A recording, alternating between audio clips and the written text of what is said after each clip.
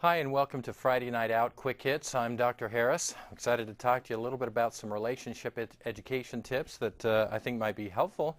Hopefully you've enjoyed your activity tonight. That's one of the wonderful things about Extension is there are all kinds of different activities and things that you can be a part of.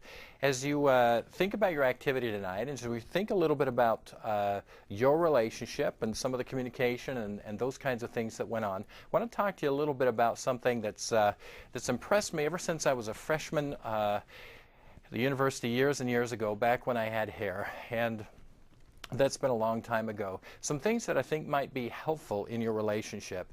Anytime we do anything like this, come to an activity or are motivated to come to something like this for Extension, there's always a need that has to be met for you and for me to be willing to come. And so I thought it'd be interesting tonight, just for the next 10 or 15 minutes, to talk to you a little bit about where these needs come from and why these needs are so important and how we can meet these needs successfully. You can see that we know from long-standing research that we have at least 8 needs that we need to meet to be able to be happy and to be successful and to feel good about ourselves. The first is to feel safe and secure.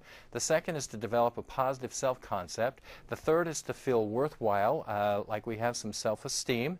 The fourth is to receive the respect of self and others. The fifth is to develop close, real love relationships. The sixth is to feel like we belong. The seventh is to feel like we're competent, like we're good at some things, and that really has everything to do with what you just did tonight with your activity, to become better or more competent at whatever activity you participated in tonight. And then finally to experience growth, and that is to feel like you're learning, you're growing, and that's an innate part of all of us. And for us to be happy and healthy, we definitely need to be experiencing growth regularly. So let's talk about this little bucket in the left-hand corner. In fact, I have one right here. We're going to call this the love bucket. And I want to just ask you a question. After tonight's activity, how's your love bucket? You feeling full or are you feeling empty? Was this a fulfilling experience for you where you felt like you met some of these needs that we just talked about to feel competent, experience growth? Have you been able to, through this experience, develop a little closer real love relationships? Do you feel like you belong in this setting? Did the facilitator create a safe and secure environment for you? Was respect engendered? Was it shown? What does this experience have to do with your self-concept? Are you feeling like you're better at some things, and so the beliefs you have about yourself are a part of your growing self-concept? And again, did you feel safe and secure in this environment? So let's talk a little bit about the love bucket for a second. And as I said, here it is, and you can see it in the picture. For us to be happy and healthy, each of us has a love bucket in which we store love supplies and in which we give love supplies. And for us to be happy and healthy, our love bucket needs to be pretty full on a regular basis. The thing I found that's really, really interesting is that lots of us don't really know how we fill our love buckets. There's a line in a movie, Jerry Maguire, where Tom Cruise says, "You complete me." It's my all-time hate line in all movies because somebody else doesn't complete us. We learn how to complete ourselves, and then two healthy people who know how to meet their needs and fill their own love buckets can then freely give to other people, but we're responsible for our own love and our love supplies and our own love buckets. And so I want to talk just for a few minutes about where these love supplies come from. First and foremost, for many people, we receive love supplies from a higher power, and there's lots of ways that we do that, through prayer, through meditation, through studying sacred writings, those kinds of things, and through actions that we take. For all of us, one of the main sources of our love supplies is others. And some of you came with others tonight, some of you did not, but you were able to interact with other people. And through those interactions, people were able to give you or share with you love supplies. And then from the bottom, you can see that there's a hole in this bucket. And so the source that comes from the bottom of our love buckets is ourselves. Now, there are lots of ways that others show us love, but the thing that we really want to focus on tonight is ourselves and how it is that we show love to ourselves in a world that seeks to characterize us as sometimes less than lovable and also less than capable. And so one of the ways we show love to ourselves is by doing just what we talked about a second ago, and that is meeting these 8 needs and meeting them on a regular basis. So I want to talk about them for a few minutes, the few minutes that we have left tonight. And again, I hope you enjoyed your activity. I hope that your love buckets were filled through the process. But let's talk about this for just a minute.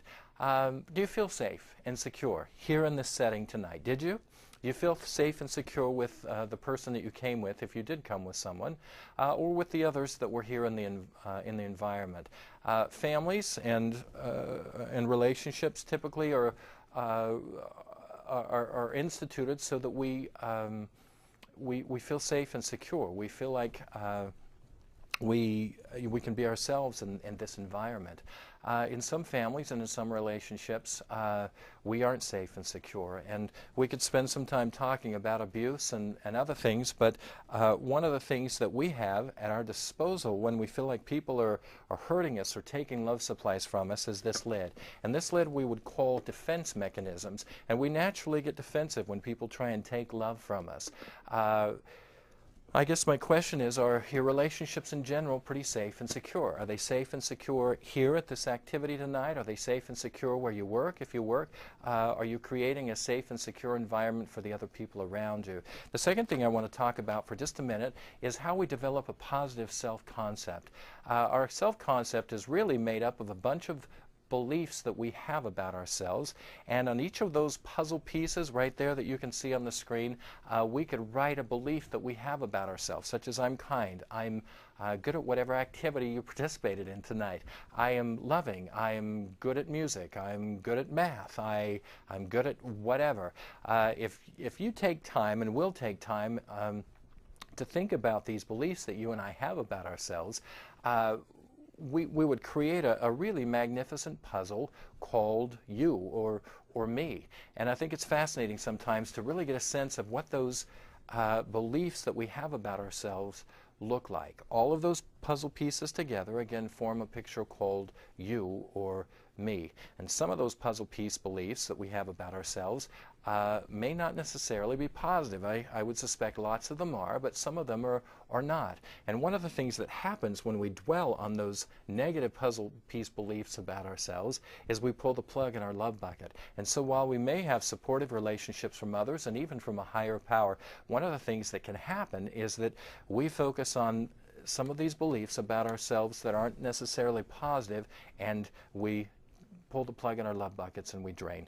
And so we have to really, really be careful about focusing on the 80% about ourselves that we really appreciate, not the 20% that we don't necessarily appreciate. For example, I'm losing my hair. I have a bit of a tummy. If I focused on those things at the expense of the 80% of the things that I like about myself, it would be really, really easy to pull the plug in my love bucket.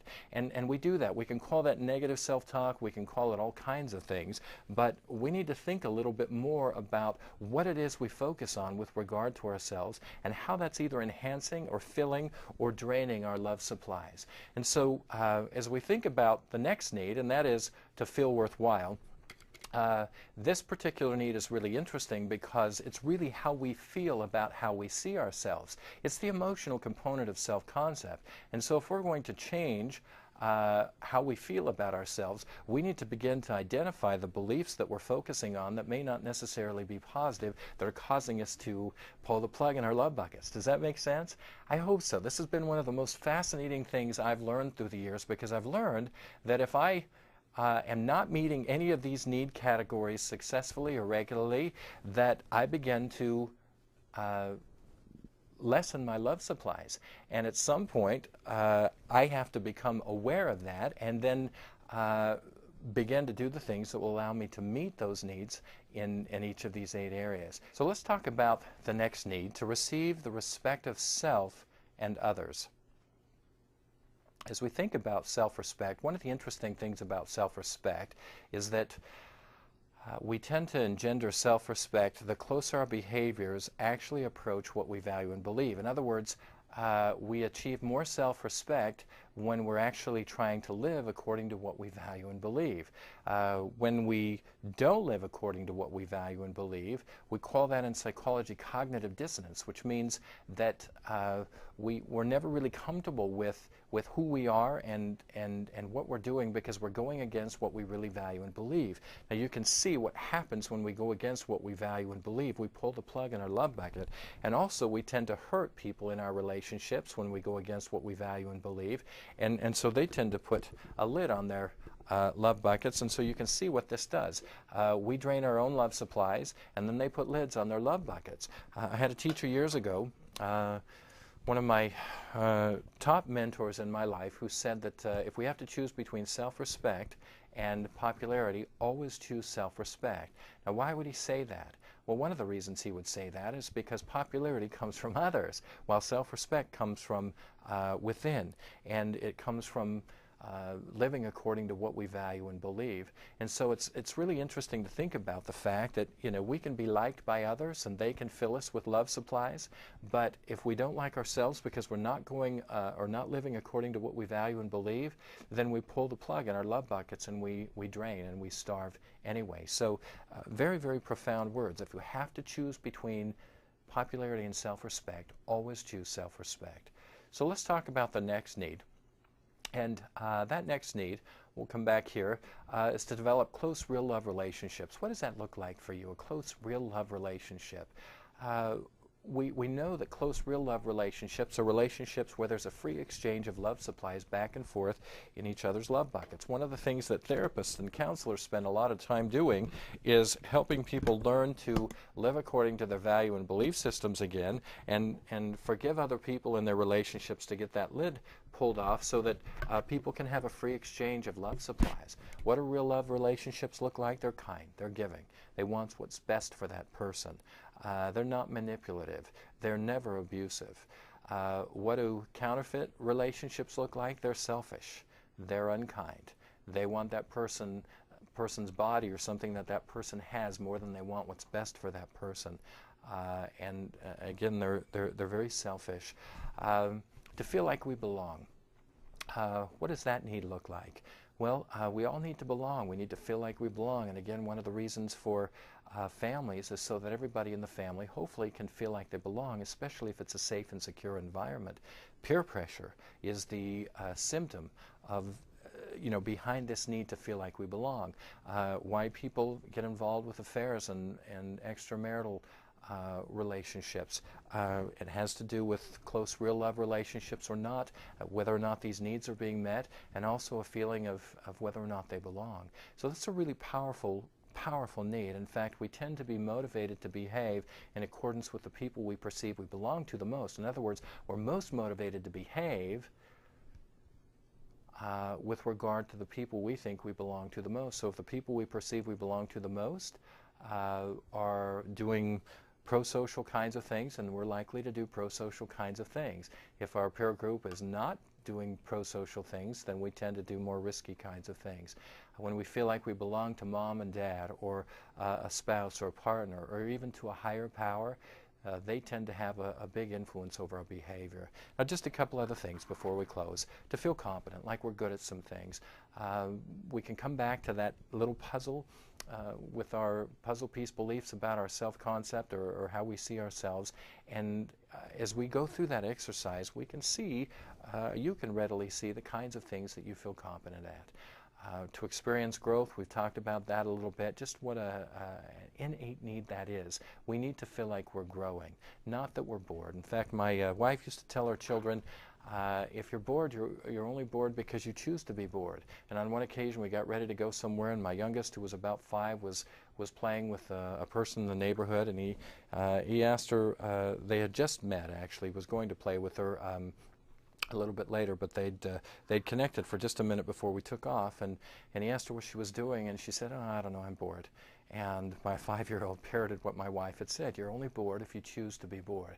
I want you to know that you're only bored if you choose to be bored. There are so many exciting things to do, like what you have participated in tonight with this activity. I hope you appreciate the extension agents and the people that have provided this activity, because it's a lot of work on their part to help you experience growth, to help you feel confident, to help you feel like you belong in this experience, to give you an opportunity to develop close, real love relationships, to give you also an opportunity to receive this respect of self and others, to feel worthwhile, to be able to increase or add some of these puzzle piece beliefs about yourself that you're good at making or doing whatever it is you participated in tonight, and also that the extension agents or the facilitator provided a safe and secure environment where you could come and meet these needs. Why does it feel so good? Why did you enjoy this activity so much? Because my sense is that many of you did some things tonight that allowed you to give yourself love supplies from you to you. I hope you had a great experience tonight, and for those of you who are facilitating, I would recommend, if you get a chance, to just give this quick evaluation to those who are here. Thank you.